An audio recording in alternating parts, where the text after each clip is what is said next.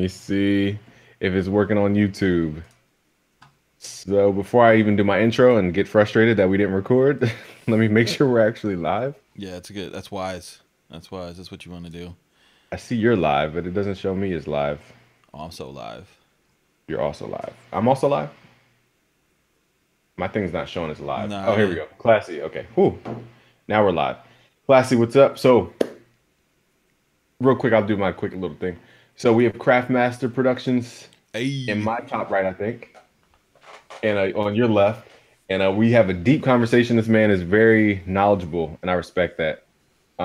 And we were just having a quick chat about like music production software companies, and I was like, why don't we just talk about this, but with the community as well. So real quick, saying my hellos, Classy, what's up?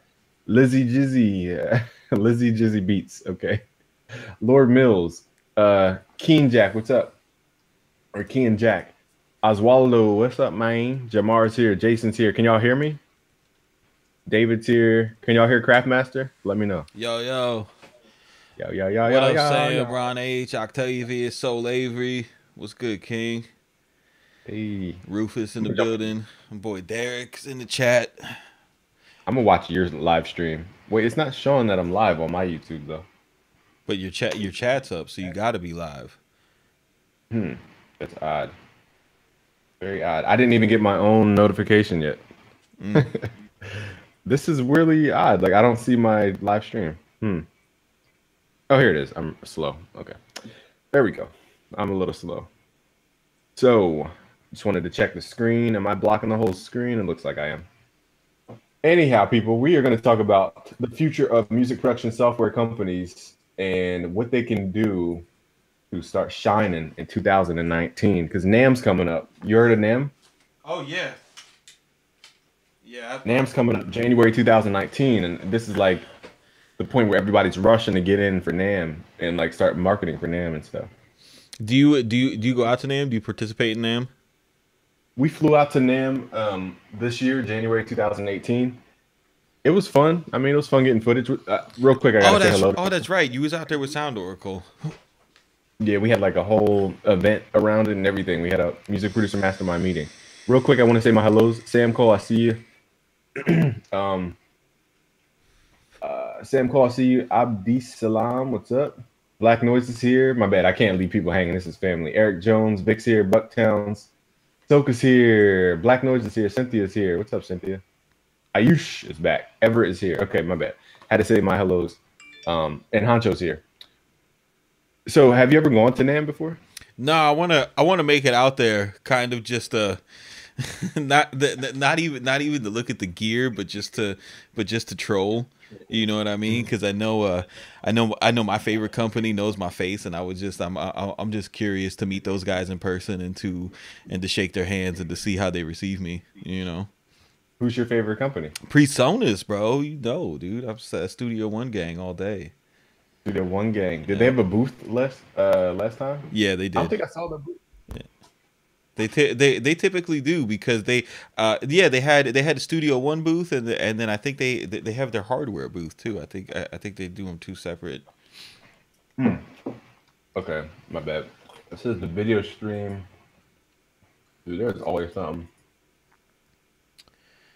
My video is too high. This is where we got a woosah, man. What's I'm not going even on? gonna. Whatever. It's just gonna be choppy video. I'm sorry, people. But um, anyway, so with Presonus, I just got an email from them about the update. Did you see the email? Yeah. Yeah. 4.1 is out. It was a release that came out to work in and can to integrate their new they have a new hardware controller geared towards entry level producers. It's a 4x4 drum pad that's like really compact. You could throw it in your book bag or your laptop bag, and it's got buttons on it that integrates with the software. They added note repeat to it, like a really deep note repeat actually. Okay. But What do I'm you mean by just yeah, I'm just waiting for them to release like full demonstrations so we can get an accurate depiction of what it is. But there's actually a lot of new stuff that's come out, like Native Instruments did their rollout Mhm. with the Machine Micro, and then their cheaper level of MIDI controllers. Like they have the complete control line Mhm.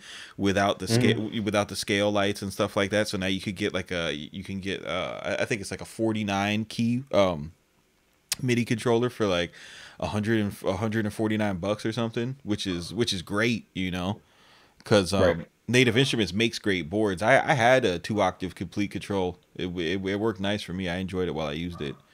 But Did yeah. they added a physical pitch wheel, didn't they? Yeah. Oh yeah. Yeah. Finally. Yeah. That little band aid that they had, that was Yeah. not, that shit was not the move, man. That's That the that that was not the move. But there I go saying negative things about products again. No, I mean, it's like I understand they were trying to be proprietary and like more EDM based, but even for EDM, it's like you don't really need a digital, like it just didn't make too much sense. Yeah, most people who are doing EDM anyway, they're drawing it in. You know, Right. that's pretty much their workflow.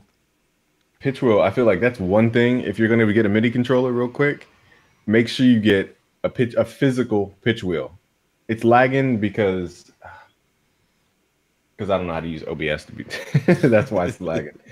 And I can't stop the stream unless I pause it for like 2 seconds, change the setting, and pull it up real quick. But that might offset the stream for like a second. Do you care if I take it off for 2 seconds? Nah, go ahead, bro.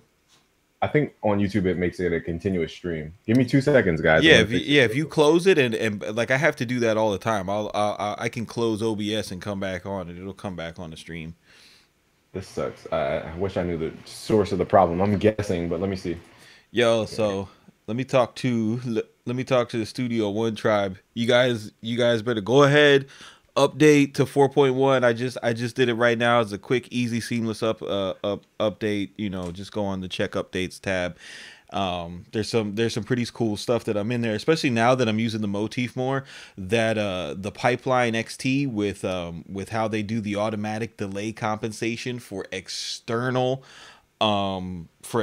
gear, like that is like that's a big deal. That's something huge. I know that doesn't apply to a lot of people who are VST based, but for you guys that are wanting to get into, like using workstations or different type of romplers and synths to augment your workflow, it is definitely something that's really, really cool. Wait, does that make it? What do you mean? Like when you're using hardware, it lags going in? Yes. What kind of like like how? I like think my question is how. like if I got, like, for example, like if I program a chord progression in the piano roll, and I have that MIDI going out to, Oh, because I click everything, I don't play nothing. Like I have a motif, but I'm not touching those keys. Like maybe to scribble something out, but not, I'm still gonna quantize it and clean it up. So mm, that MIDI going out to the board, and then the sound coming back in, it's off. It's off a few samples. mhm. But they've added a new feature into Studio One that will line it up a lot better. And I'm really interested to get into that, because I bought an MPC Live. Mhm. When I heard their outputs in the studio, like dude, like the drums, like the outputs on that piece of gear, it has some sauce. Like like I've heard the Sunny Digital kit before, and when I heard the Sunny Digital Mhm. kit coming out of that thing, I was like, oh, there's something nice about that I want. And Mhm. I was trying to use it in Studio One, and I couldn't get the sync to line up. So it's like, Oh, yeah, so it's like I could program something and it was fine, but then as soon mhm. as I started putting instruments on top of it, everything was shifted to the left, and then it turned into a thing where if I wanted to work productively, I would have to record all the audio in, line it up on the grid, and that's just like too It's slow for me. too many steps. Yeah, Yeah. that's a good point. I never thought MIDI out because that's the beauty. You get hardware. Like I don't want to overshadow your chat because I don't know what they're saying. But if you do get hardware, one of the things is you don't always want to play by hand because you're not like a musician. I mean, yeah, musician. So like sometimes you want to use weird melodies inside of FL Studio, and then just have it run to your Korg or whatever. Weren't we talking about MG the future and the Korg Chronos he mentioned? Yeah, yeah, yeah, yeah, yeah, yeah. I found the Karma. So I don't know if he watches these streams or anything, but I found the Karma engine he's talking about, Yeah, and no, I'm like, wow, this is really a cheat code. you seen that, right? You seen that, right? Dude, Like, that's the cheat code. Yo, MG's got all the cheat codes, bro. Like he's the fucking game genie of the production world, man. Like, game genie. yeah, he's I was stay. playing a chord. It sounded like I was like actually arpeggiating like a pianist. Like it Yes, wasn't like a digital kind of. yes, It was like velocity and everything. yes, I yes. was like, wow. I would play it, but it's not hooked up to my interface right now. But Yeah, bro. I it, mean, but that's the thing, bro. If you know, you know what I mean. Like if you know, you know. Like a lot of people, there's a we get so as especially like it's and this is something that comes from FL Gang. Like FL Gang has that us against everybody mentality because I feel bad for FL Gang because when before it was like accepted to produce music on the computer, like their FL Gang just got crapped on, bro. Like it was like, oh, using FL Studio, as baby toy, whatever. And that kind of grew like this zeitgeist of like, yo, it's us against everybody else, and they stayed insulated, so they never took the time to learn about the advantages of external gear. You know what I mean? And then, like, for example, here you were with the shit in your house, bro. You didn't even know you had that shit, dude. And it's like you listen to it and it's power. It's like right. it's like real power. I completely overlooked the Karma engine. I always thought it was this little. I wish I could show you, but there's this little like almost like an XY kind of controller on it. And I was like, I thought that was the Karma engine. I'm like, this is it. But I thought that's what it meant. But it's actually a deep. It's a menu thing. I didn't know that. Yeah. Yeah, So yeah, that was my mistake. yeah. It's pretty much a damn like it's like having a band on the board, because it doesn't just do piano arps, bro. Like it'll do your drums. Hmm. It'll do your bass line with with those bass samples. Like it has bass lines in it that are the same thing. Like you'll hear the fret go up and down and the different Yeah. velocities. And if you bring it into the timeline, the thing that I like on the motif, man, I'm giving out too much sauce, bro. But like, on the motif, like what I like about it is the arpeggios have swing. You know what I mean? They're not hard locked to the grid, bro. So you can use something like Cthulhu or Riff Machine, but to me, arpeggios always sound cheesy because they're hard locked, just like bing, bing, bing, bing, bing. Like Yeah. that's Yeah. like that's not tough, bro. But Mhm. but that's the reason why these things cost $1,000, $2,000, $3,000. Mhm. It's because they got heavy heavy cheats in them, and people, you definitely want to be open to to other tools that can Mhm. Yeah. kind of enhance your flow. There's so many software things out there that are trying to emulate this hardware. Real quick, I want to say what's up to Beats Music and Ankman. Um, what was I gonna say? I lost my train of thought. Man, I really lost my train of thought. It's something about the chord. Oh, also, it's like it has its own audio interface because you can record into it. Yup. It has now think about for like 2 grand that were okay. Think about 2 grand first of all, like how much that is to your business. This thing comes with an interface. It comes with the Karma machine stuff, which is literally you can play 4 notes. It will play a melody for you. Yes, it will. And A banging melody. it's pretty decent melody. What else is in there? And it has like really high quality sounds, like really high quality sounds. So let's start from the sound angle when we're talking about music production software companies. I've noticed a lot of companies are really just ripping the sound straight off these keyboards. Yes. Like, Yes. It is. how do you feel about that? Oh, Dude, I can't stand it, bro. I hate it. But like the first one that I noticed that was like egregious, mhm. flagrant, terrible was goddamn uh oh god, why can't I think of their name? Studio Link VST. Mm-hmm. Studio Link VST. I don't know about their newer products, but their older products, Mm-hmm. like Trap Mafia and all that stuff, like yo, they were taking the bro. They ripped straight up East West presets. You know, like their brass module and their contact stuff. And I get it, bro. Like when you're starting a business and you're not really paying attention to you know the end user license agreements and stuff like that. You Right. know, their whole approach to it was you know, we're curating these sounds. You know, that was kind of their justification is, you know, you can go out and buy East West, but it's going to take you forever to find the Justice League brass. But we went ahead and found it for you. Now you don't have to get the East West library. We'll give it to you for you know, $75. And but you know, when you buy a product like that, the you know, you can't trust that they're sampling it at you know, at 192 you know, 24-bit. You don't know if they're doing that. You don't know what type of interface that they're using. You know, so the quality of the samples are obviously lower, and yeah, I mean, you could just tell from the quality of the sounds. Right. But you Yeah, know, we I think that I don't know, man. Like it's to me, because I know what's going on.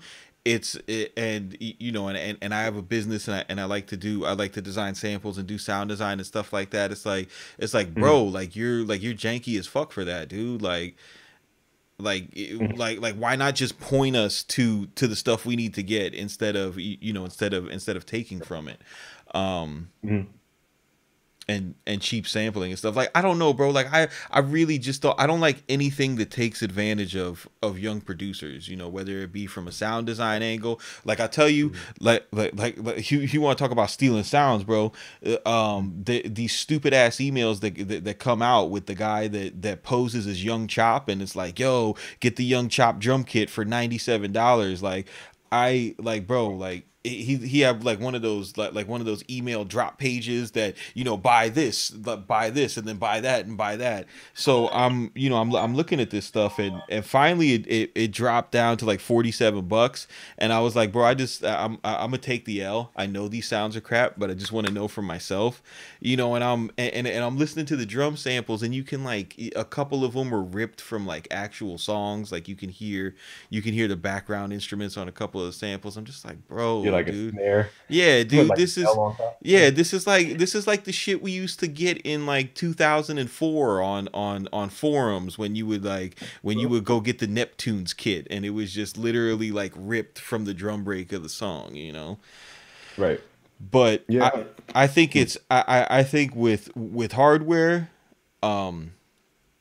you know, because there's this dichotomy with producers, where it's like, you know, we could do everything on the computer, we don't need the hardware. But there is an advantage of the hardware. Like when I got my motif, there was a couple people who came at me on Twitter, and they were like, oh, why'd you get a motif, blah blah blah. And I was like, you know what, smart guy, I'm not gonna say anything. I'm not even gonna educate you to this, because you come me fucked up. You know what I mean? Like you could take Mhm. your, you know, you could take your you know, your fun little quip and be ignorant. But you know, the reason why I got it was for dude, it has 7,986 arpeggio patterns. Patterns. Yeah. And yeah, dude, and the way that the patterns work, like for example, the guitar patterns, you know how like my favorite videos is when you begrudgingly use guitar VSTs, because you'll be using that guitar VST. You're like, okay, guys, I'm gonna, you know, there's nothing like a real guitar. You know, this isn't gonna sound like a real guitar, but I'm gonna click this out Mhm. for you guys. I really don't want to do this. Like that's how your Right. guitar tutorials be, bro. But True. dude, these I had an actual guitar player in here, and you know, you just hold down the chords, Mhm. and it mimics the strum down, it mimics the strum back up, it mimics the fret noise, everything. Like it sounds like it sounds like a real, it sounds like a real guitar player. So now I can go out, you know, and like the next pack I got coming out is gonna be Young Thug guitars, like slimy guitars. I don't know what I'm gonna call it, but I've got all these amazing, you know, guitar chord progressions that, you know, you can make these Young Thugs and these narco type beats, because it's, you can't program what this, you can't program an Omnisphere what this is playing, and it's just and it's just the three chords, and it's when you marry the hardware and the software together, you get so much power. Because I can go, you know, I could take cheat codes like Scalar or Cthulhu and stuff like that have pre-made chord progressions that work, or I could take my own chord progressions that I've had and just feed it out to this board, and then it's shooting me back melodies. And then, you know, the this is what I wanted to get to. You know, you mentioned the high quality of the sounds and everything. When you bring it back in, the fun doesn't stop there. You know, we got gross beat, we got halftime, we got glitch, we got looperator. You know what I mean? We got cable guy shaper box, we got we got all the sound toy stuff, so you can go further and really customize these sounds. And for me, that was the fun part of production. And I feel like that's what the game was missing for a long time, and I feel like that's what we're coming back to with trap producers using these sample packs and then having to manipulate them into something else, because like when we were working on workstations like Phantoms and Motifs in like 2004, 2005, the move was to just play well and have good melodies, sequence out, put it on a CD, and then that was it. You know what I mean? And then all those presets got dull, and then we went looking for the new presets, and then we got Nexus and Complete and all this stuff. And so many young producers there, you know, they're of this mind state where it's just like, you know, I need a whole bunch of different VSTs because I done ran through the presets in my old VST. And it's like, it's like, no, bro, like, what about all these sound manipulation plugins that we have access to that are super cheap? I mean, dude, halftime is $11. You know what I mean? Like, it's $11, and you could do so much with just halftime. You could do things that you can't do on gross beat because why can't it's multi-band. It has to wait a bar. Well, the gross beat has to wait a bar, but also it's multi-band, right? So I could choose to halftime from, say, I could choose to halftime just my mids and my lows, right? So so the melody that was going dun dun dun dun dun dun, you know, now it's all like dun dun dun dun, but then that high frequency is still going through unaffected by the plugin. So just off of one sound, I'm creating a melody and a counter melody.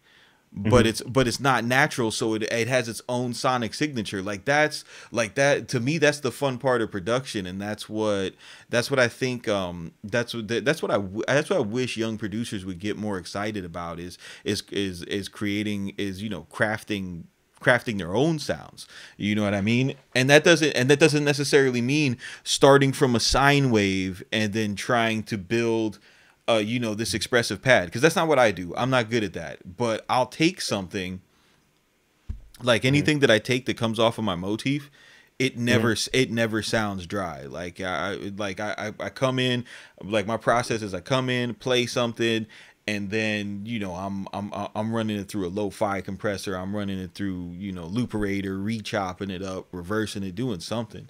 But it's looperator. Is that the one that splits it up into different? Looper, you know what Effects Tricks is? By who? Sugar Bytes. Say it again. Sugar Bytes. Sugar Bytes. Oh yeah, Effect Tricks. Yeah, Effect Tricks is super popular because 808 Mafia has shown it on their streams. Looperator is like, but Effectrix is old, right? Looperator is the new version of Effectrix. So it's like the same type of thing where it's got a whole bunch of effects, and then depending on where you draw in the blocks, it'll either add a phaser or, you know, or like Looperator has halftime in it. Looperator has reverse in it.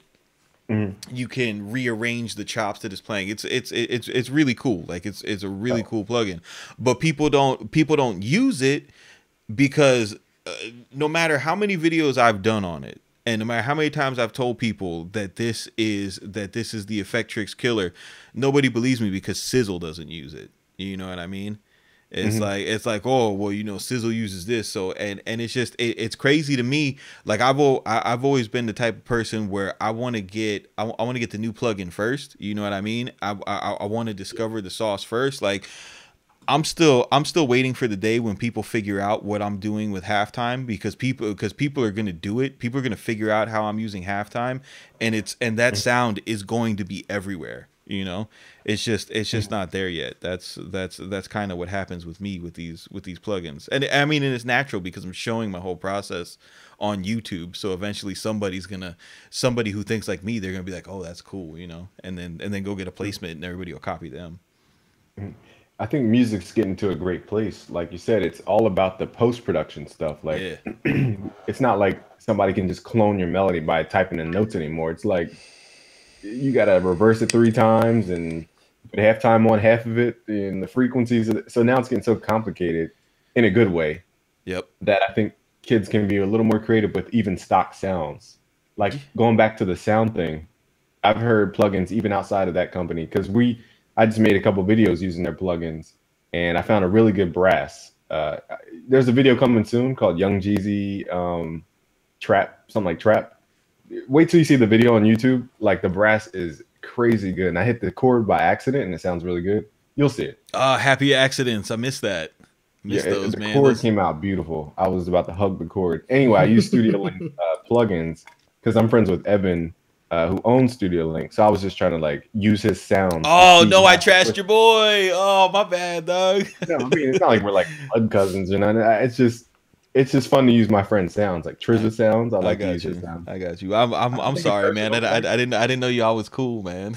No, but it's that I had that same thing. Like I thought, like, where do these sounds come from? Not even from his company, but from other companies too. Like Superstar O puts out a lot of his banks, like on Contact and stuff. Yeah.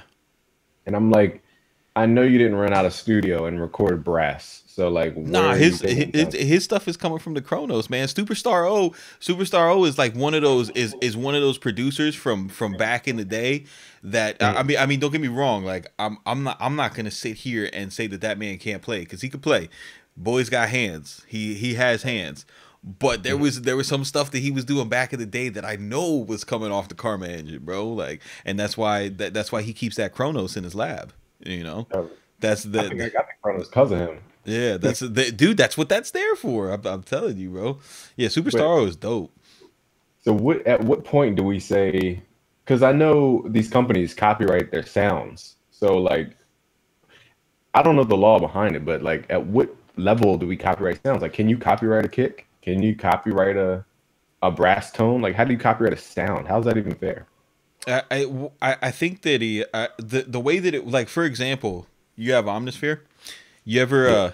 you know how as soon as you get done installing Omnisphere, it shows the end user license agreement like Hmm. like right away. Did you ever read down on it at all, or you just couldn't wait to play the sounds? There's actually a joke that says, "My uncle never installs anything on his computer. He spends all his time reading the terms and conditions before he downloads it." Well, Omnisphere in their third paragraph, they make it very clear. Like they spell it out. Mhm. They say, listen, you cannot use this product to create sample packs. As a matter of fact, if you want to use our product to create a music library, you need to contact us and use and secure a different license for that because Right. Omnisphere, Omnisphere, what they do is they take direct samples from from every board. Like that's how they built their stuff. But it's Yeah. funny to me because it's like, okay, you could say that, but we're talking like you've got this Moog keyboard that you took the waves from, and you've got the so I don't know if they went and have different licenses with all these companies.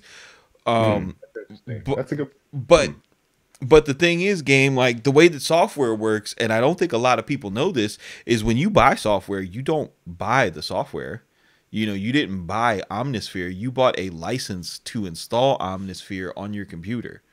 You know what I mean? Oh wow. Yeah, that's every piece of software. Like pretty much every software that you own, you don't buy it, like you don't own it. Like these companies license it for us to use in an appropriate manner.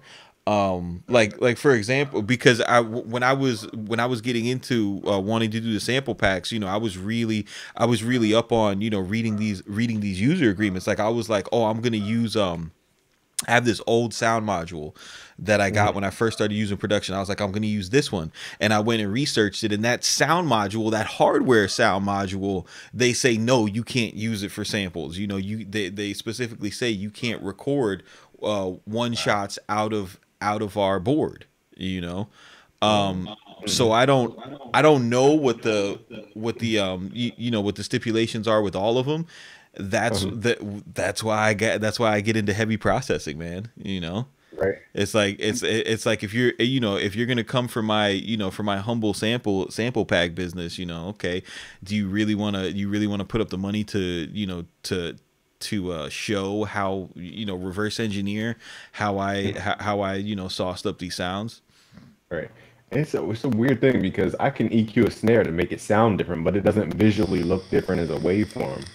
Yeah, This well, is why I said, and drum. that one little bump at 100 could make or break the whole impact of the snare. Yeah, I mean, I mean, drums are different. And I think that's evidenced by the drum market. Like every, Hmm. you know, every 3 weeks, Illmind will put out a tweet like, "Oh, you guys are copying my kits," but he never goes after anybody. Yeah. I don't think it's because he's a nice guy. I think it's because that's a hard one to win. You know what I Right. mean? Because, you know, Illmind didn't skin the deer and make the drum. You know what I Hmm. mean? Like that, like it's all, we're all stacking samples from somewhere else. I think you know, I think when you Right. get into sound design, in order to be honest, like if you're, that's why I don't do drum kits, because I haven't figured out a way to make drums to where I'm not taking someone else's drum and putting reverb on it. You know, like I don't Right. I don't want to be that sound designer. You know. That's and that's why I'm glad we brought it up today because this is a really tough topic, dealing with like the future of these software companies. Because if you plan to be a sound company, it's like it's like nobody owns the sine wave, but a sine wave is basically the majority of all the kicks anyway. Like all you got to do is just crank it up a little bit with preamp, and there you have a kick. Yeah. But Clip it, like you're saying, shape it. Yeah, clip it, shape it. shape it. Yeah, that's pretty much it, man. And I'm glad like you're one to expose a lot of stuff because people need to be like, there's a plug out there. I'm just gonna say this publicly. I mean, he is a public figure. There's a plug out there who provides the raw stems for those drums that people are using in their drum kits. So like there is a person who does all his research, goes through all these vinyls and stacks it up, and then sells it to people who want to put it into their own kit.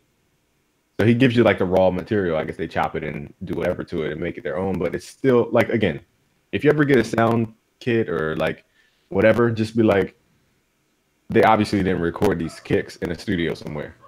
Like they obviously didn't record the brass. No. They obviously didn't hire a choir and bring them in and do the thing. So just always keep that in the back of your mind.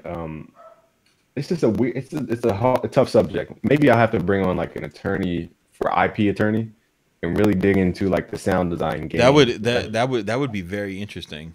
That would be very interesting. But yeah, I mean I mean like I'm actually going to do drums. Mhm. But what I would say to, you know, what I would say to younger producers or just producers in general, because of what we just spoke on, it doesn't Mhm. behoove you to sample chase. You know what I mean? Like new drum kits are great, and there are certain sound designers that you can get like real value with buying the new kits. Like, but there aren't many of them, dude. Like, Mhm. I like this is like I know you have a relationship with him. And I'm not just, but like I really believe in his stuff, like his Sound Oracle. Every Mhm. time I buy a Sound Oracle kit, there's new stuff in it. It does not sound like the old kits, right? Right. But then I also like Jules J. Don kits. And there is a lot of repetition in the Jules J. Don kits. You know, once I got once I got on Splice and I started downloading all his stuff, I was like, bro, how many fucking times are you gonna flip the Young Chop snare, bro? You know what I mean? Like I got like 4 different versions of the Young Chop snare from Jules J. Don kits. Um, Okay. you know, he Never does heard. oh dude, his stuff is fire, bro. He's a he's from Europe. I think he's German. But yeah, no, but he also he also does like the reason why I followed him, he was doing avant-garde sound design. Like they would go to they would go to studios and go and record the drum kits, and then sauce them up, you know. So I respected them for that. And then Mhm. but then I started to notice like a lot of duplicity in the kits. I was like, man, but that's what I'm saying is you got to be careful with always chasing after these kits, because you're gonna wind up with a lot of duplicate sounds. And at the end of the day, I mean, bro, like I have a folder. It's called 808s I use, and it's 4 808s, bro. You know what I mean? Like there's no reason to go through 90 808s to find the perfect 808. You just pitch it, and if it doesn't have enough saturation on it, you throw decapitator on it, and that's it. Mhm. Like you don't really gotta do that much thinking when it comes to that. I realized I would get stuck in like a box. Like if I started like that favorites folder, all my beats would start to sound the same because I'm using the same kick, same snare. Then I kind of branched out and went to my everything folder. Um, but you even realize companies like Native Instruments, they have 808 samples in there. I mean, Roland TR 808 samples, like the Right. clap, all that type of stuff. So it's like, at what level does this break down to ownership? Like, how can you own a sine wave? I don't know. I don't I don't know. think you can, and I don't think that's why. Like you always hear like a big problem in in the drum designer community is that everybody's ripping kits and reselling them, and Mhm. I don't think that I don't think there's a I don't think I've never seen a case of somebody getting hung out for selling one shots. I don't think that's I think it's kind of like the Wild West in that. Um, and that's not for all you guys to go out there and start ripping kits and and making your own, bro. Like you know, Plus, the person who made it originally probably is going to outsell you anyway. yeah, no, the But person who made it originally is definitely gonna outsell you. here's one thing that, oh, Ari, what's the company? Vengeance, I think. Yeah, One of those companies had like a sound company. At one, I think it's Vengeance. Yeah. yeah, Um, Vengeance. or one of the companies. Sorry for misquoting the company. I'm not trying to put on anybody on blast, but whatever. They had a sound library where it was like chants from like actual records and stuff, like samples from Yeah, I got those. actual records. Yeah, I got It those. might have been them, or it could have been an older company. So I don't want Nah, to. it's Vengeance vocal packs. Like they had stuff from old TV shows. Like they had recordings of preachers. Actually, those vocal packs are gas. I need to go back into those. Those are fire. and and then the people who would use them in their records would get like copyright claims because Oh the really? sounds weren't cleared. Oh, It that's was crazy. That's remember even crazy. Juicy J went off about people using it. Yeah, oh, Yeah. remember he went off. Oh yeah, he did. He did. I mean, it's just so many. So let's, instead of like drum samples, I don't want to make it seem too grim today. It's just we want to point out like there's a place where people get these sounds. They're not recording brass in their garage. Like Nah. they're not recording choirs in their garage. They're Nah, probably bro. grabbing them from a keyboard. Oh, but what was I gonna say? Oh, would you agree? Do you like Spectrasonics? I love Spectrasonics, man. I've Yeah. been my first Spectrasonics plugin. Uh, I got I had Trillion, and I Hmm. had God, the dope Stylus. one? Stylus. You had Yes, Stylus. I Okay, not had Atmosphere, Stylus. I that's the drum one, right? Yeah, Yeah, yeah. cause when I first started getting back into production on the computer, I Mhm. was I even back then I was all about the hacks, you know. So I found out about Stylus. I was like, yo, because my drums were really stiff, so I was looking for something. You know, I came at it from like from layering break beats from back in the day. So I was like, I wonder if there's something that has something like that. And then Stylus had all these amazing hi hat loops and conga loops and different percussion loops inside of it, and it would you know, morph with the tempo of the project and everything. And that was, dude, that was amazing to me. Um, Right. yeah, so that was a crazy experience. I wish I still had Stylus. I would use Stylus. It was good for, it was really good for stacking drums and stuff like that. And Stylus is one of those like, oh God, no, was you and it was also good for finding patterns, you know what I mean? Because I'm not like, I want to create every day, and you know how sometimes like you just don't have it, you know, you just don't have it. But I don't like I don't like to just quit, you know. So Stylus would be there, you know, you find an amazing drum pattern, and then maybe you layer it, and then you take that drum pattern away, you know. It's just, it was just really good. It was really good plugin for inspiration. Amazing plugin, really. and the sounds were different. It was like that's what I respect about Oracle. His sounds, yeah, you get the kick, yeah, you get the snare and the hi hat, but they're like slightly different. It's kind of like how envision East West compared to like native instruments. Native instruments can give you those like sounds you need, like brass or piano and all that. But East West does it a little bit different to where, you know, it's just different. Yeah, Like like it's a different articulation. Oracle stuff is, from what I see in his kits, the reason why I like his kits Hmm. is the reason why I like his kits is because he doesn't, especially like in the Oracle packs, he doesn't focus on a genre. He has the trap stuff, he has the boom bap stuff, and he has the EDM stuff too. Right. And then just by looking at the waves, because I'm so used to looking at the sampler, knowing what the waves are, I could see like, all right, this is a boom bap kick, oh, this is a trap kick. But then when you actually listen to it, the layering that the man does on it is, it's amazing. It gives it everything unique. Like he has, he has he has a snare in Oracle Pack 3 called every corner kick, every corner snare, which Okay. it's a version, like he made his own version of the Young Chop snare. You know the Young Chop snare. You know what snare I'm talking about. The Does it it's have the triangle on it? dude, it's on, it's like the 808 Mafia trap snare on, it's the Is Young it the? Chop snare, bro. I don't Like, know. when you hear it, you'll know it. Okay. It's the most popular snare in trap. But Hmm. you know, I like that.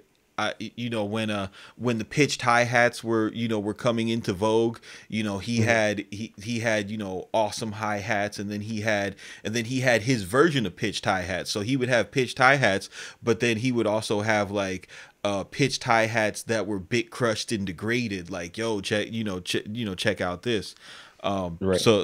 Yeah, that's why I like his stuff. I think it's because I have an ear for kind of the process. I still don't know exactly what he's doing, but I can appreciate that there's like a serious amount of effort that goes into making these sounds, but they Hmm. still fit within the current genre. Because the thing about, and that's and what you said, I wanted to circle back to it about how you felt like when you use the same drums in every beat, that your beats sounded the The same same. all the time, right?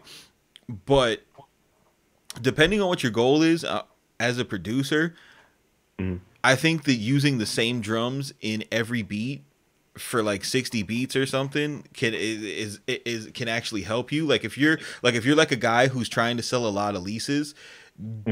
don't play with your drums. You know what I mean? Don't think that you need a different kick and a different snare on every drum. You know, you go out Right. and you find the sounds that are hot, and you use those sounds, Hmm. because you know the lease market is conditioned to find stuff that sounds sort of like the popular artists that they want to emulate. You know what I mean?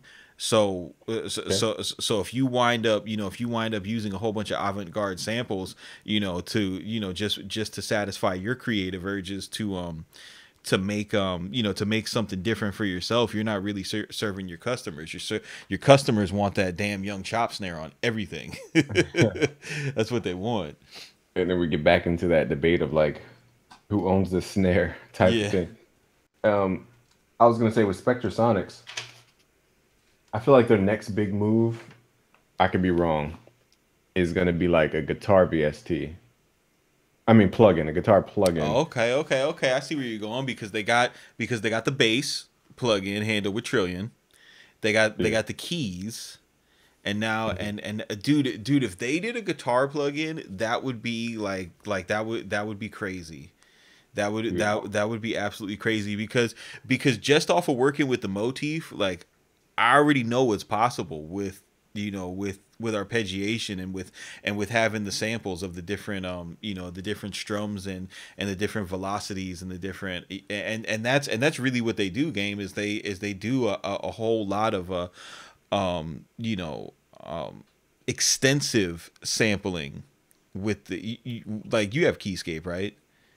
Oh yeah. All right, so you already know, like if if you give something like 12% pressure, it sounds completely different as if you give it 60% pressure. Than if you and then they also have the aftertouch effects to it, and the sustain pedal effects that go with it. Like it's Mhm. like Keyscape is one of the most incredible VSTs of all time because it really feels like the actual instruments, you know.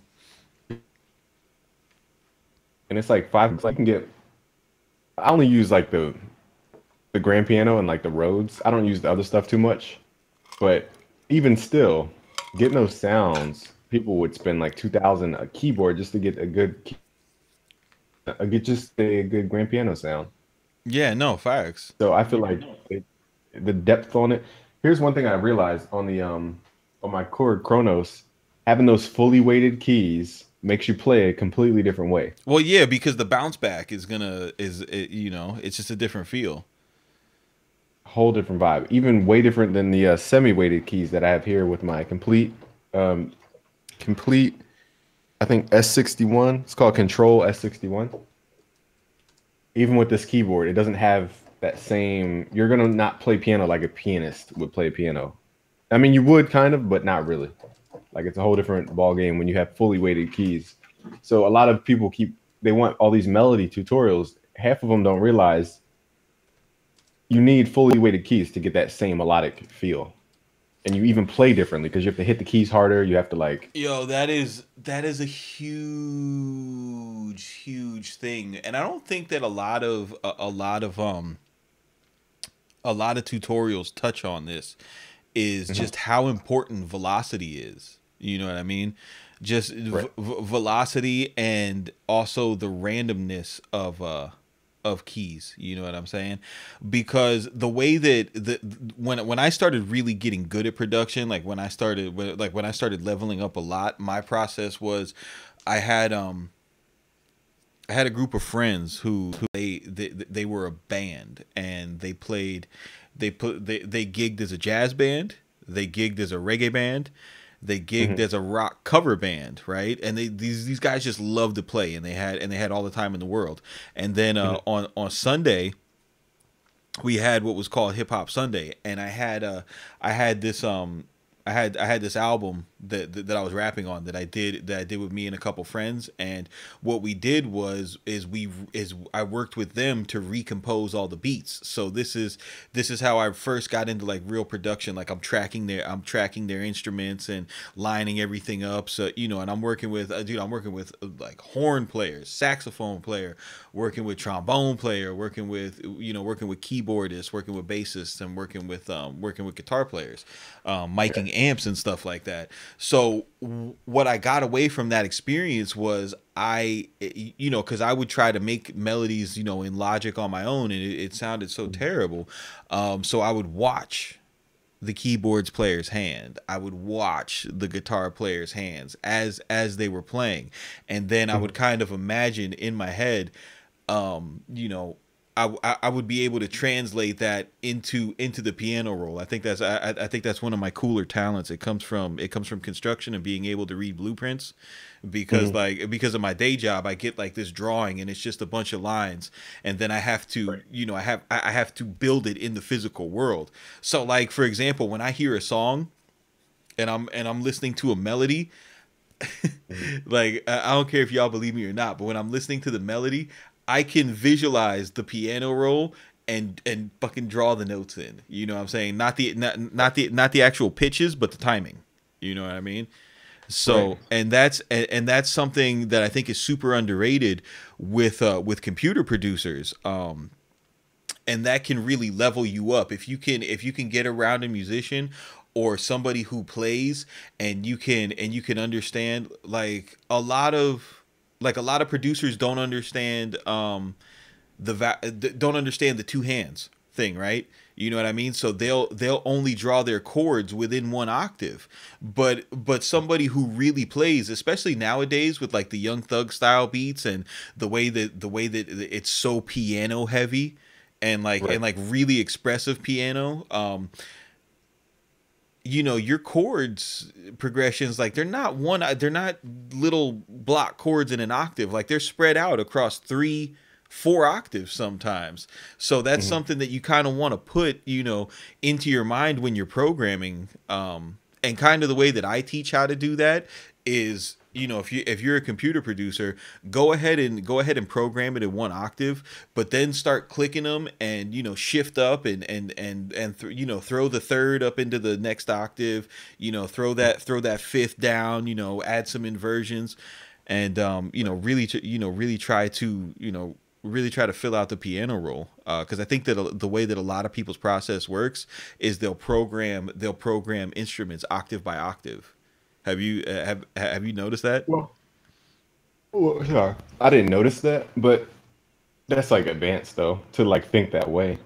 I mean, it is advanced game, but the thing is, like, we're all getting exponentially smarter. Like, if you look at you know who KBZ is? Young KBZ. Okay, right.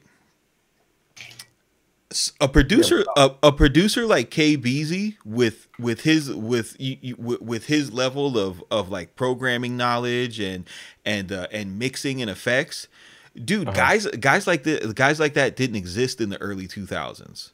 You know what I mean? And the reason why they didn't exist in the early 2000s, and this isn't to take anything away from KBZ. He's an extremely talented guy, and a hard worker. Mhm.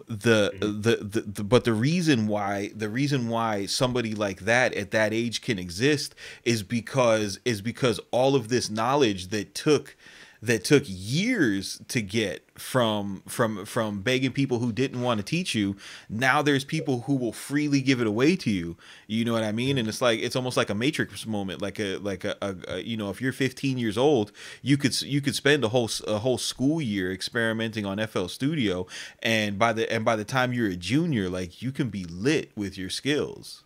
You know what I True. mean? So, that's why, like me, I've never I've and this was kind of, to my detriment. I've never really focused on the beginners. I've always been more towards intermediate and advanced, because because I knew that this moment was coming. Like, I knew that, like, the guys like KBZ and the Nick Mirrors were coming, like these 18-year-old just beasts that were gonna start popping out, that Mhm.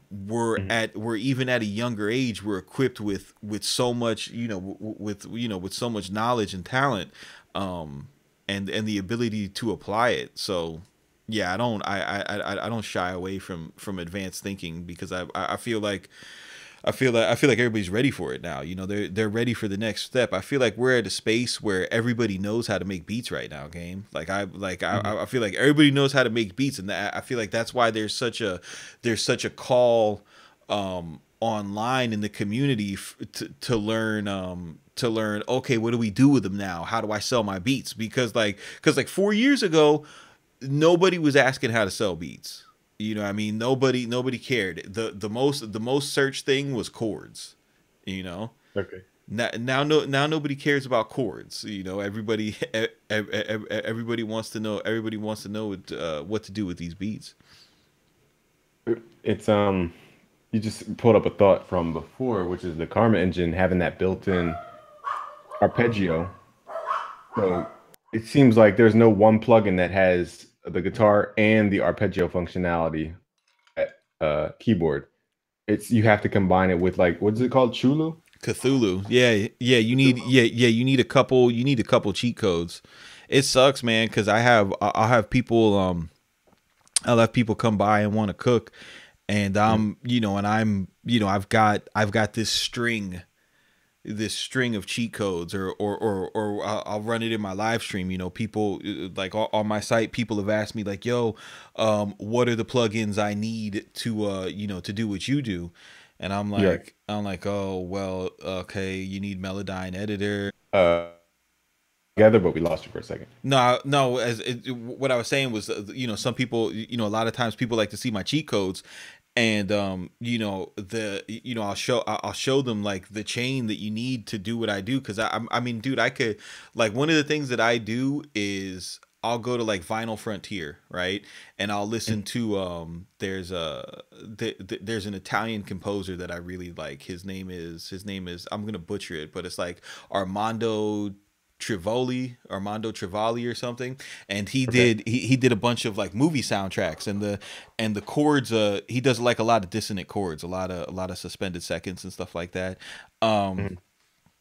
which is my vibe. And what I'll do is I have a program that can extract that MIDI, right? Boom. So now I've extracted your chord progression, right? And I like the chords, but I don't want it to play I don't want to sample you or have your orchestral synth. So maybe I want to turn this into a guitar patch.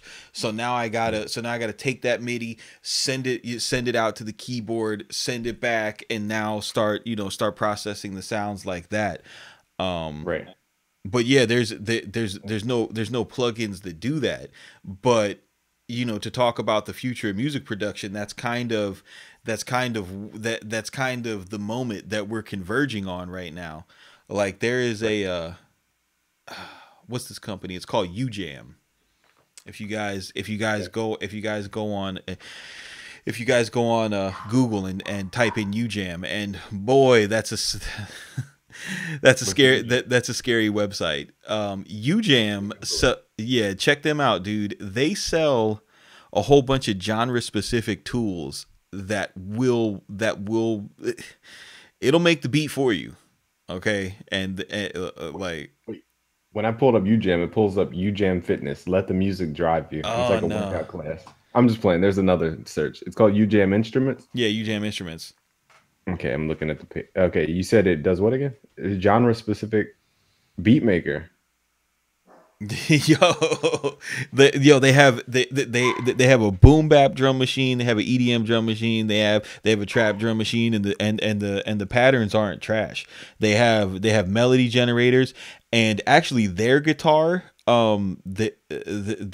sims are really like pretty cool. I use their um actually, one of them came free with Studio One. If you have a Studio One license, you should check it out. You should check your email. They have a guitar sim called Sparkle. It's like it's kind of like the Bruno Mars vibe, like real pop style. I got Rhythmic? yeah, Rhythmic? yeah, rhythm guitar, not lead, rhythm chords. But That's what we need. We need a more modern rhythm guitar. Native Instruments has one, but it's like the patterns are so nah, like yeah, bro. funky. It's not I got beef with Native Instruments patterns, bro. Like, patterns. yeah, they're Patterns. yeah, their rhythms are not dope at all. I don't like I think people I'm looking at the website. Um people are like scared about because there's something like the IBM Watson or something could learn music and learn how to make songs, but I feel like there's just a touch from humans that just can't be computerized No, ever. that's interesting. That's cool. So, all right, so you know music theory. You wrote your course, the chord codes. So like I know, that all it is at its core is Hmm. its notes being triggered in time, right? So it's just a node on, a node off, a node on, a node off, right? So yeah, a computer can do that, right? Right. And where we are with AI, they can do it more convincing than ever before. But what a computer can't do is a computer can't have taste. A computer True. doesn't a computer doesn't have taste, and that's what separates us as musicians from computers, right? So what's your favorite chord? Probably augmented 7 chord. Okay, so your favorite chord is an augmented seven, right? That's where you go to the when you put your hands on the keyboard. That's where you're like, I like suspended seconds. You know, what I mean, I like that. I like that Scarface soundtrack vibe. You know, like you know, a little bit of dissonance. That's what I like. You know, I like it a little bit spookier, a little scarier. And Cool. what a computer can't at yet. All right, but what a computer can't do is it doesn't have the wherewithal to say, okay, this is what I like, and then based on my taste in this, and based on, you know, how the sun is hitting me out of the mirror, or out of the window, because, you know, like, you'll make a different beat, you'll make a different sound at 4 o'clock in the afternoon than you will at 4 o'clock in the morning. You know what I mean? Or Hmm. you'll make like if you have, like, say for example, you have a girl over, right? And Hmm. you guys do what you do, and then you come into the studio, you know what I mean, with that energy. You know, that's the that's like that crazy energy. You know what I mean? Like, Hmm. you know what I'm talking about, game. Don't be coy. Chord though. You know exactly what I'm talking about. Anyway, um, but a computer can't mimic a human's decisions, Hmm.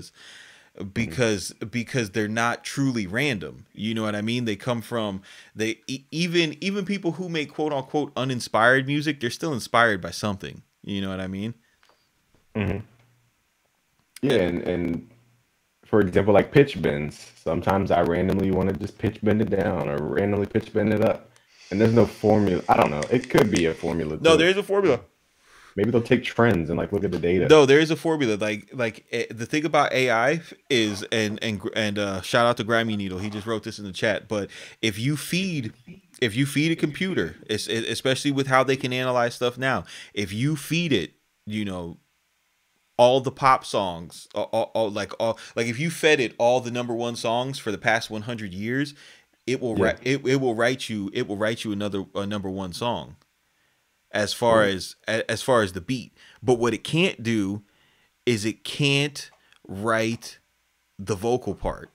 It can't have that idea that's going to be, because beat makers are important, and this is kind of something I like talking about too, man. Because I'm a part of the beat maker community. You know, I'm a producer, and we like to say that, you know, these artists can't do it without us. You know, they need to give us our credit, they need to pay. But like, really, if we're really honest, we need them more.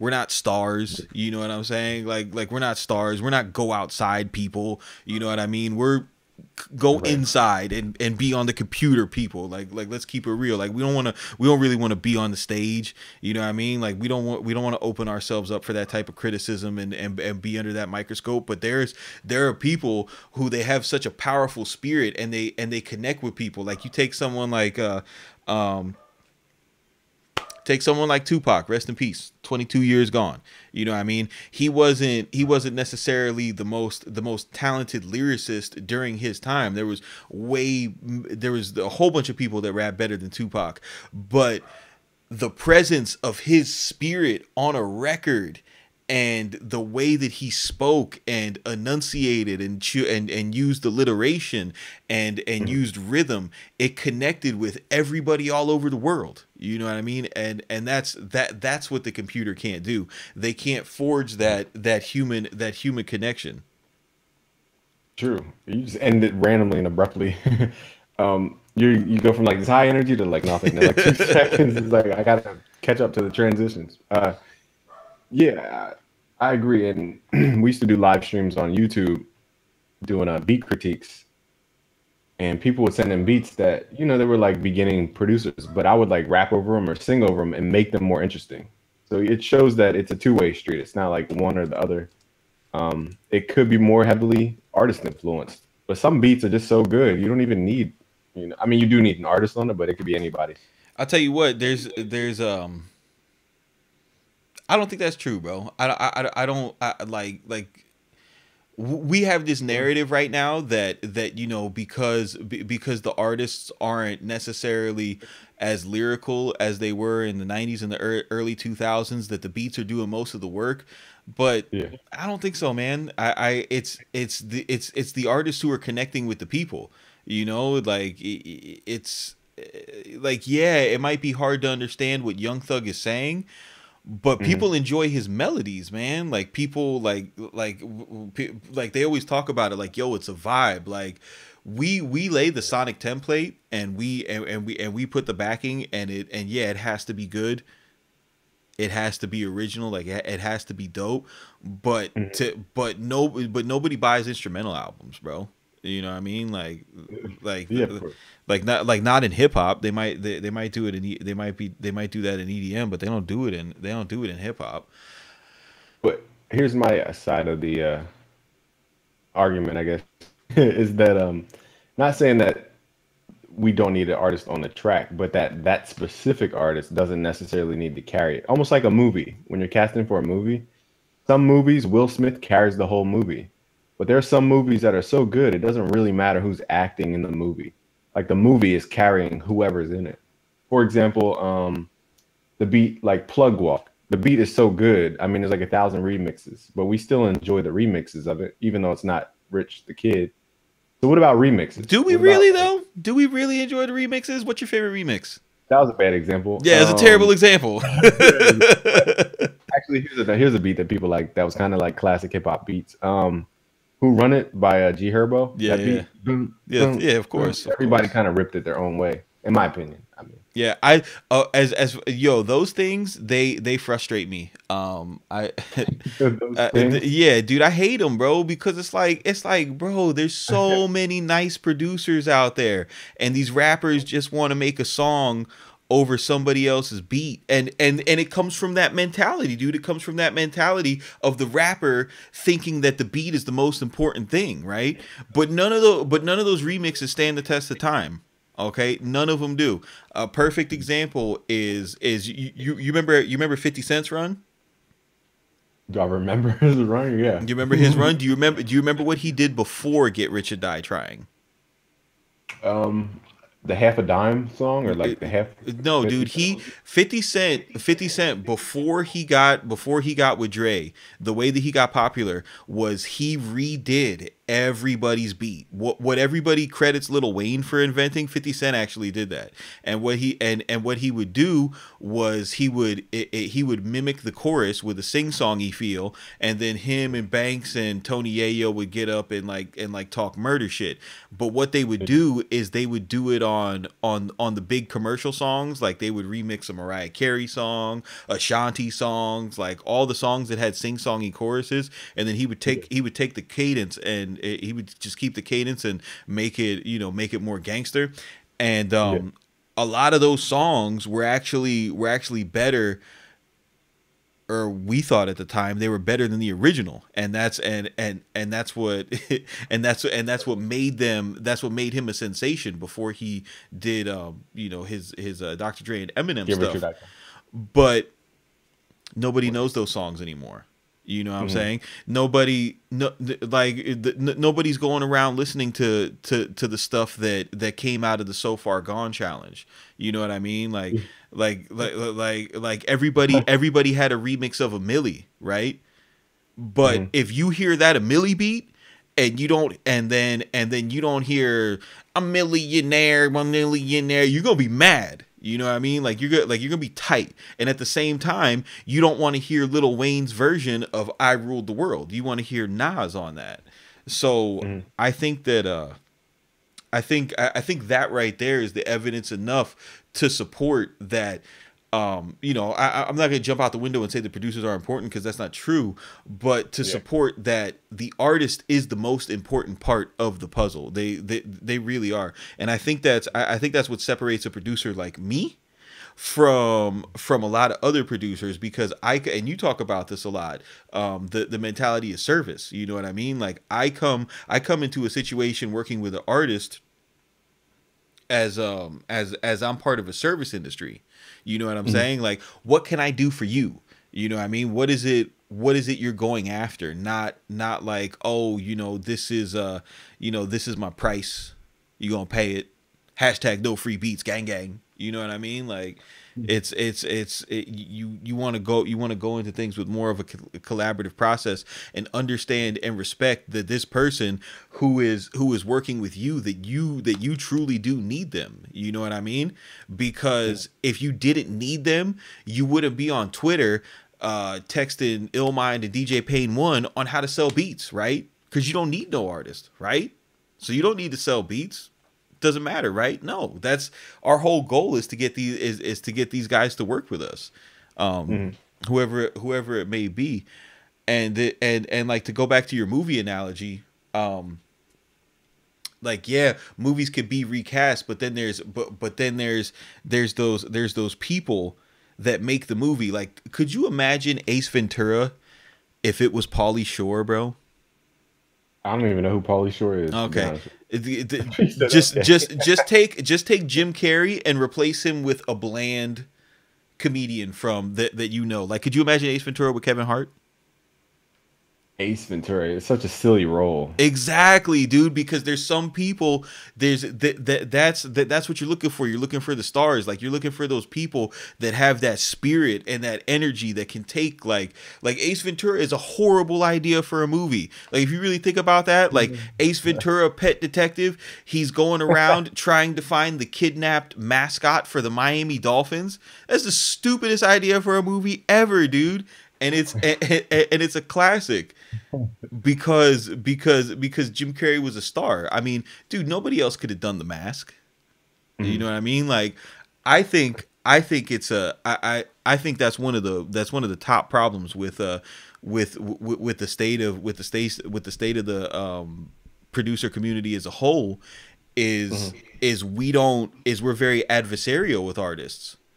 We don't respect them for what they are. You know what I mean? We don't respect what it, we look at it like, oh, I had to crack all this software. I mean, I had to buy all this software. And correction. That's just throwing a little shade at people who ain't bought their stuff yet. But no, I had to buy all this software and I had to watch all these tutorials, and then you think that an artist owes you something. You know what I mean? When really you owe the artist. You know what I mean? Like, and I think if more people came from that perspective, because what it is, it's an exercise of getting out of your ego.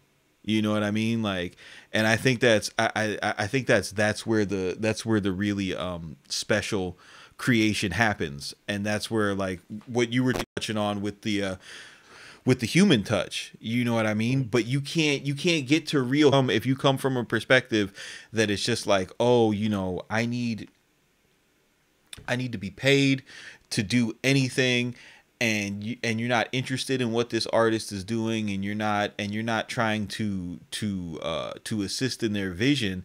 You're never really going to make anything that is that cool. And I think deep down, if you were to ask anybody in your chat, or you were to ask anybody in my chat, like, what's your real goal when you make a beat? Their goal is to make a great song.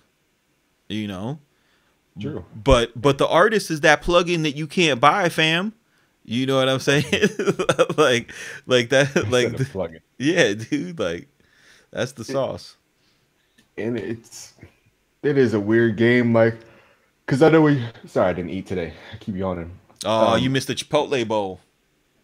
Yeah, when my mind goes to Chick-fil-A, that's when I know I'm having bad thoughts. Oh. But anyway, no, real quick. I was gonna say, hold that thought. You ever be in the fast food line? because I get this a lot because I struggle with my weight. But you're be in the fast food line and you about to order something, and you just like have that conversation, and you're just like, yo, like this is so stupid, bro. You know what I'm saying? Like, you a grown ass man, you know this shit is trash. They're trying to kill us, bro. And then you're just like, but it's so salty and delicious. I'm just gonna do it. I'm just gonna do it. And like you pay and you feel dirty.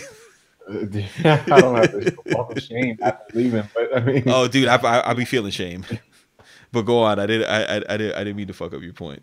digging into that nature, it's like, even though I say I don't want it and I'm never going to do it again, it's like, why do I do it again? That's the scary part.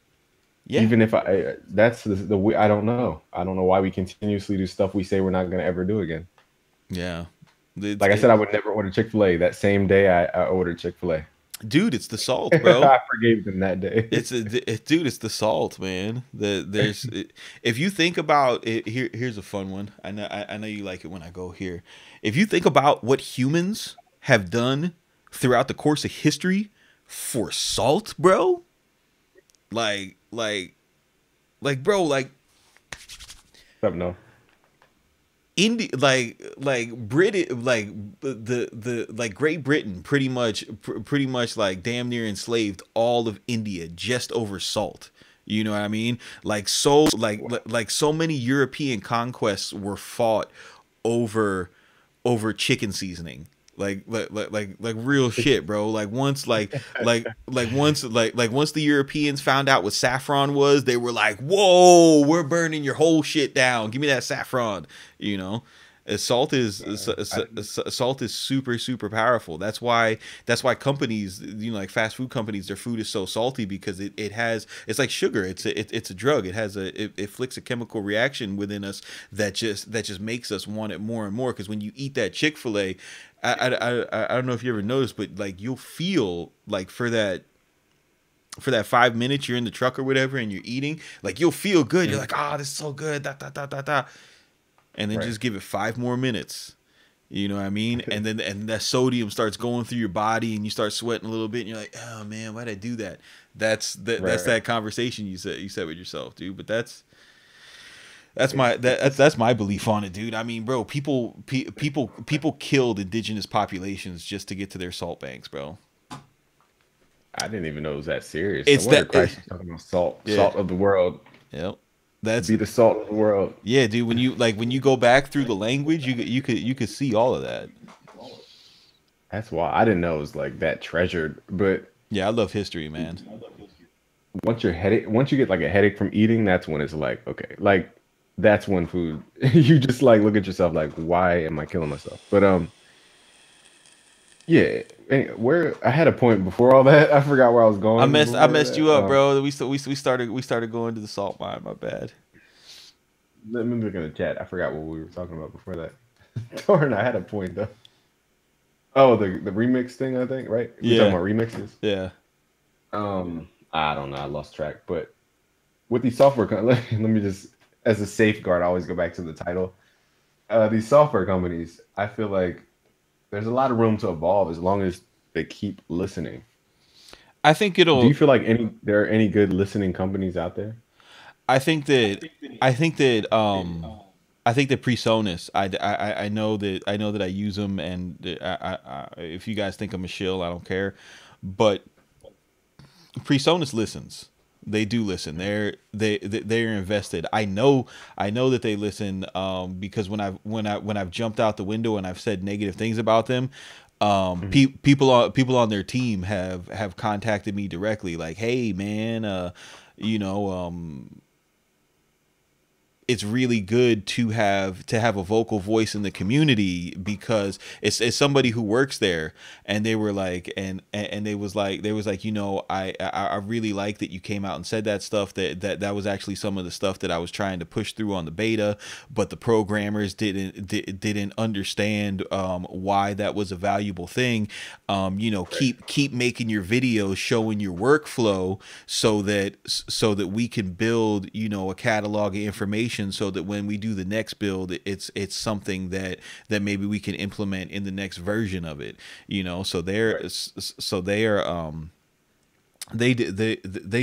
do indeed pay attention. I know cable guys Cable Guys definitely pays attention. When they first came out with Shaper Box, which was kind of like their answer to Gross, I hit him up. I was like, man, this is great, but this pop that comes every time the loop comes around, Mhm. I'm getting killed in my comment box about it. And then 2 months later, they introduced a crossfade Interesting. function into it, just and I know that we've mentioned him a couple times. MG, I know that he has relationships with software companies, where they'll pay attention to him and what he says. So Mhm. they do, but I think it also comes from a place of reluctance too when it comes to hip hop, because a lot of these software designers, they come from a very musical background, and we come and we come from a programming background, so Mhm. so they'll approach it. I notice a lot of software is approached from like a guitar player standpoint, where it's just like because I think the guitar player is, as far as musicians are concerned, is like the most popular singer songwriter brand, and the guitar player is usually the person who's looking for a solution to have a piano accompaniment. And they're usually looking for a solution to have a drum accompaniment. And then what Yeah. happens is the hip hop hackers like me or someone like MG, who's prolific at it, he'll approach something and he'll be like, oh wait, I can get this to to do this for me. Let's take it down this path. And what it Mhm. is we wind up using it in a way to where it's not helping a musician, but it's helping someone who programs music. And then they're like, nah, bro, that's not what we wanted to do. All right, we wanted to help the guitar players. You guys with your hippity hop, rappity rap music, singing about the Nikes and the leans and the marijuana cigarettes. We don't want to be no parts of that. No, I really think that because of some of the negative imagery that's associated with the culture, it kind of pushes, because these are still all older musicians that are doing this stuff. Mhm. I um guess there's. Go ahead. Omnisphere low key listens though. Or Spectrasonics low key listens, because like that Keyscape Creative library, I feel like that thing was tailor made for 808 Mafia, dude. Like when you go through the Yeah. Keyscape Creative library, that shit is all trap. It's all trap, and like the really savvy people who aren't afraid to experiment. They're not getting their presets from the stock Omnisphere. They're getting it from Keyscape Creative. That's why so many trap producers went out and bought it. They don't have any interest in playing the Mariah Carey roads that are in there. You know what I Mhm. mean? They want those Keyscape Creative sounds. Interesting. I never like. It is always fun to like look at sound selection and where people get sounds from. I was gonna say, with these companies, as far as listening, um, oh, here's what I was gonna say. MG covers a lot of what's it called, scalar and chord Yeah. something, chord map, whatever it's called. The only thing about those plugins, and this is what the difference is between BusyWorks, Beats, and Music Theory, and everything else. Even if you get a plugin that tells you what chord to put in, when you get into a studio and you have to figure out music and you don't have your software to help you, you have to know music. You have to know how to create from nothing. It is cool, and it's a cool thing to, I guess, step outside of your box a little bit. But even software for music theory doesn't really, it doesn't do it. I don't know. When you get into real music production, like the next level, it just doesn't do it. But I guess it does make it easy for some people. That's why I they think like it. that I think that I think that the thing about the next level is, I don't think I'm gonna say you're wrong about that, because because you're half right. You're half right. You're not dead wrong, but you're half right. When you talk about going to the next level, you're talking about the people, not so much what you can do with those tools, but you're talking about the people that you interact with, right? So if it's because I know what you mean. If you go to the studio Mm-hmm. chances are you won't be working on your rig because it's annoying to set up. Chances are everybody who's in that studio has some chops. And if it's a Mm-hmm. good studio, they have some great chops. So if you come in and you can't, at the very least, you know what I mean, put together some type of harmony with your hands, Mm-hmm. people aren't going to have patience for you, right? Because to a musician, it's way faster to play than it is to program, you know. And I think I think that's more so with I think that's more so what you're talking about when. And I think it's more difficult for someone like you who's a musician to really wrap your head around like what a scalar is, right? Right. So like scalar, the Captain way chords. My bad. the oh yeah cap oh yeah no I mean cap yeah no Captain Chords, that's no, that's not going to do it. Yeah, it's not going to do it. But the way that I agree with you on that, Captain Chords is not going to do it. But like scalar, for example, if I brought my laptop to go work with, you know, you and three musicians, you know what I'm saying, because I know how to communicate with musicians, there is stuff that I could show you with scalar that you wouldn't look at it like, oh, this is corny as fuck. You know what I mean? Because the way that I use it is, instead of walking around with songbooks, you know what I mean, and having different inspiration to go off of, you know what I mean? I have chord sets that I have in scalar that are different vibes, and it's like, hey guys, you know what I mean? And I could go in there and pull up my chord set and just be like, what do you think about this vibe? Ding ding ding ding ding, you know, and play through a couple progressions. Then maybe you would take it and you'd be like, oh man, that's a really cool progression. What is that? Oh, this is the progression. You'd be like, hold on, let me vamp it. Boom, and now we're working. You know Mm-hmm. what I mean? So it can be you know, it can be you can work in that environment, but the thing is you got to be nice. You know what I mean? Like if you're gonna use those tools, you got to be nice with it. And you can't just be like, oh, okay, you know, let me draw my four chords and then let me find the chord progression. Like you gotta come in with your presets that are, you know, that are ready to go. Like Mm-hmm. it's the same thing as if you're a trash musician and you go there, you know, you're not going to be able to do it. Like that would be the message I would give to anybody who's into like the strictly programming. You can go in and you can be productive and you can compete, but you need to be like, you need to be a ninja level programmer, and you do have to have some chops. Like you have to be able to do something with your hands, you Mm-hmm. know. Otherwise it's going to be hard for you to communicate with everybody. Yeah. I mean, that was a good explanation as to the, I guess, the value of it. You know, just again trying to show difference in what we teach in the plug-in versions is, I don't think you can learn music theory from a plug-in. The No, you reason I can't. say that No, is you can't. because You're right. the question is like why. Nobody ever answers the question why, you know. But again, there are creative ways, just like we use like gross beat as a melodic tool. That could be a melodic tool or a chord tool, whatever. I understand the value there, but I was just trying to show, you know, there's a difference, you know. But I'm not here to discredit anybody who uses No, software like that. no, there is a difference, and that's the reason. That's the reason why. That's the reason why Travis Scott, you know, a young man in his 20s who creates trap music, keeps 52-year-old Mike Dean with him. You know what I Hmm. mean?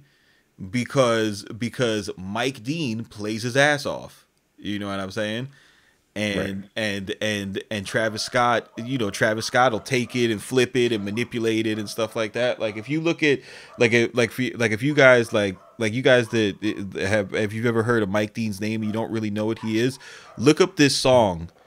It is it's from Scarface and it's called Mary Jane, right? And listen to the piano on that. That is the piano work on that was recorded, you know, 100% live. No, you know, no looping. He's talked about how he's created the song in the past. Like he didn't loop anything or nothing. It's just played through one great take, though, you know, in time on the song. So, you know, everybody's all like this, you know, this Astro World production is out of this world. You know, it's amazing. And Mike Dean is right there in the center of it, because he's an amazing player. Same thing with Kanye Dark Twisted Fantasy. You know what I mean? Mike Dean right there in the center of it. Right. Same. That's that was the moment I used to like look up to Kanye a lot, like a lot. And the moment I saw some kind of behind the scenes documentary or something where Kanye introduced us to the real producer, Mike Dean, I was like, why am I giving you all this credit when it's Mike Dean? I lost so much respect for Kanye West. Yeah, that's Not even like I hate the guy. I'm just saying like I always want to give that energy to the person who actually created what I thought was good at the time. yeah. But see, there's a difference between there's an element of production that is very undervalued by producers and the current producer community, and that is the ability to curate. You know what I mean? Like Kanye, and that's kind of what Kanye told Travis Scott, showed Travis Scott is, Mike Dean could be an amazing keyboard, an amazing musician, but can he curate a project like Kanye?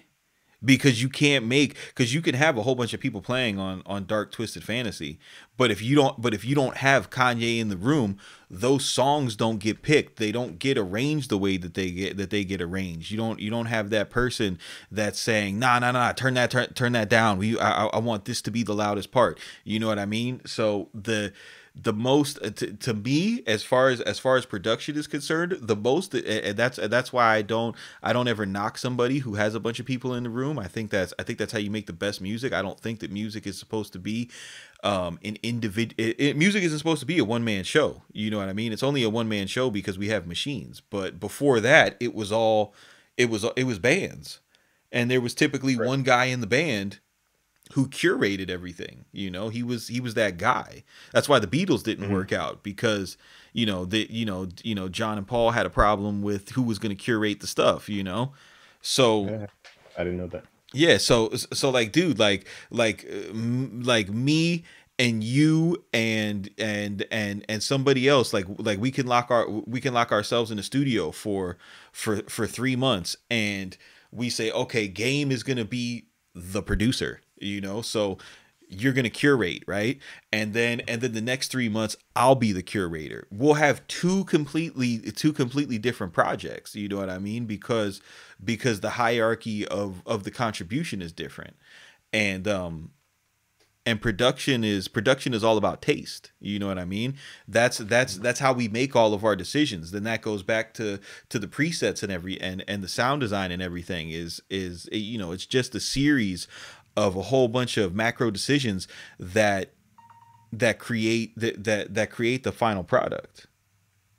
Yeah, man, it's interesting. I mean, music has so many layers to it. Like from the outside looking in, you would think it's simple, just pick up a piano, play. But there's so many levels to music. It's almost insane how many careers there aren't because of how many levels there are. Um, Speaking about NAM, because NAM's coming up January 2. I asked you if you ever went to NAM. I forgot what you said though. Yeah, I've never been. I want to go. Never been. What's near? I think A3C is like the East Coast version of NAM. Is that a technology conference, or is that more? I I don't thought that know. was like music. I have no idea. I just know the A3C or is it AC3? I always get it wrong. Yeah, I think that's more of like a. I think that's more of like a. I think that's more artist centric. Oh, okay. I think that's like artist showcases. I think that's like a South by Southwest type of thing, but in Atlanta. I always mix them up, so I never know. But the reason I said NAM is because again, everybody's gearing up all their releases for NAM. You got Native Instruments just released there. Did they release it or they're going to? It's coming. I think all that stuff is October. coming out in October. That's right. I did see it said October. October, all this stuff's coming. Also for the holiday season, they're trying to drop everything last quarter. You got Native Instruments, Presonus, Omnisphere 2 dropped. The update dropped kind of early before the fourth quarter. Yeah, 2.5 update yeah. that came out. But like there's not enough news when it comes to software companies. No, I know. Just really enough Yeah, I news. know. I wish. Well, you know what it is because they're all trying to, they're all trying not to get stolen by the other software companies. So long. Yeah, which is like that's why DAWs are in such a weird place. Like they all want to be individual and unique. But really, what we really want is one that does everything that all of them do. You know what I mean? True. Like we all want a DAW that has Fruity Loop step sequencer and sampler. You know what I mean? Like FL Studio, the way that its step sequencer handles samples is Hmm. amazing. Like that thing, like that thing is so cool. Like all the different options that its stock sampler has, like that is fire. Everything else inside FL Studio is a pain in the ass. So like for me, I'll sacrifice that sampler functionality. Like I'll just get the next best sampler, which I think is Machine, and I'll just run that inside of another DAW. But I mean, low key, you know what I mean. I've been telling Studio One forever, like, yo, you guys need to put a step sequencer in this, and we could steal all of the kids from Fruity Loops. I'm telling you, we could do it. But same thing with Ableton Live. There's any one of these forums you go into, they're all just pretty much saying like, hey, can you do this thing that Logic does? Can you do this thing that FL Studio does? Can you do this thing that Pro Tools does? Yeah, one big doll would be super cool, but can you copyright a feature? This goes back to copywriting I sounds. don't, Can you no, I don't, copyright one I don't, I sound? don't, I don't think. I think you could copyright the name of the feature. So it's just like it's just ego, I guess. Yeah. But I mean, So artists need. see, like for example, Logic has scale quantize. Okay. Yeah. FL Studio has scale helpers, and Studio One has vertical snap. They're all the same. They're all the same thing. They all highlight the notes that you can use in the scale. And Logic and FL Studio, or I'm sorry, Logic and Studio One is a little bit more advanced because you can like turn it on and then you can click wherever, and you won't be able to input an off note. You can only put in the notes that are on the scale. Speaking of that, that makes me wonder about the chord plugins. Like if I hit the note A and it's playing like an A sus 7, I mean A sus 4 chord, it's like people aren't gonna know what the heck they're doing. But I guess you don't need to know. It's just like sounds. You don't need to know how the sound was built just to use a kick drum. You Yeah. just pick it and use it. Yep. So I guess we're being being bougie about music theory, You but being mad bougie about music theory. You have a tendency to do that, game, but I that's just want but people to but that's your understand. that's your musician side, bro. You know what I mean? Like Mhm. I respect it because of my experiences with like I told you with the band, and I understand why these guys feel the way that they do, because it takes like 2 years of practice on an instrument just to be good enough to not be laughed at while you're playing it, and then it might take another 2 years to be like kind of good to where other people will want to play with you, Mhm. and then maybe like another 2 or 3 years to be a true master at it. So True, and if nobody wants to spend that much time, no, like just nobody. learning guitar. I mean, I've told like my buddy who was his goal was to teach me, guitar so that I could play with him. He because he's seen that I was good at arrangement and songwriting and all these different things, and I always had these cool idea for sounds. So he gave me a couple guitars, like he gave me a Flying V, and he gave me an acoustic guitar, and he gave me warm up exercises. He's like, dude, when you're just playing, run your fingers down the fretboard so you build your calluses and stuff like this. I was like, bro, build my calluses? Yeah, yeah. Fuck you talking about build my calluses? That's part of the deal here? No, I'm straight. No, take your Flying V back, brother. I'm good.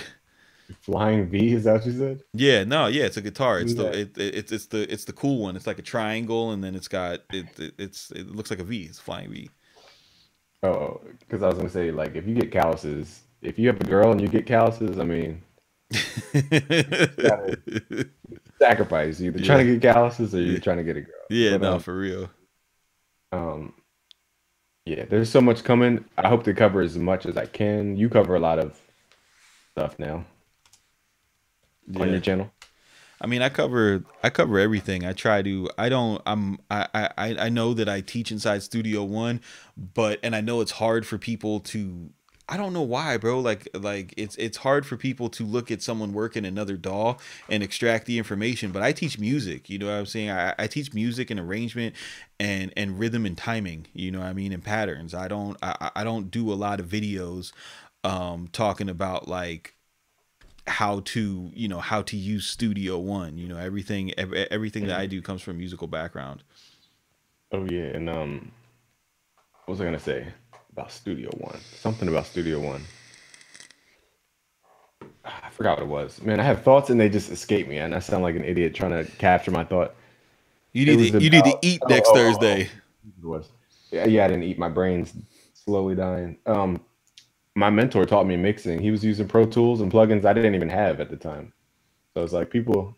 But you were able to extrapolate the info because the attack and release on a compressor is the same. You know, it's the same.